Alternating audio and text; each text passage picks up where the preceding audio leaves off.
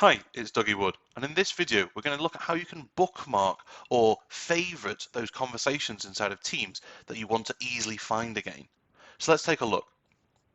Now, within my Microsoft Teams application, you can see I'm now inside of my Project X team and I'm in my general channel. Now, there's a lot of different conversations which are going on inside of this post area of my team.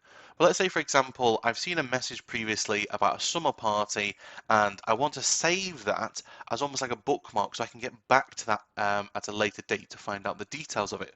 So posts like this can quite often sort of disappear into the background of Teams when there's been a lot of messages previously. So before that happens, what I'm going to do is I'm going to hover over this and click on the three dots and then click on Save This Message. Now when you do that, you'll see that it'll pop out and say this message is now saved. Now this adds it to your saved conversations list. To see that, all we need to do is click on our picture across the top and then click on Saved. This is then going to show us all the different saved messages. So I can jump back and I can see where there's maybe been a new product launch, where there's maybe been a shift rota change that I want to keep a track of. But it just means I can easily jump backwards and forwards to key messages which have got details in it that I want to recap. You can always search Teams for things like summer party, and that would most likely return the results.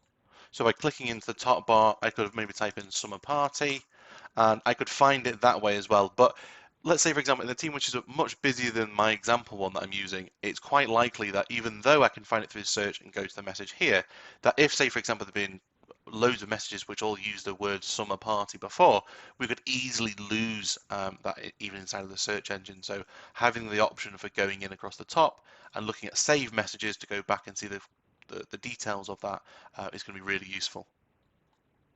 I hope you found this video about favoriting Teams conversations useful and you'll be able to use this in your day-to-day working life. Please do like this video and subscribe to the channel for future Microsoft Teams training tips.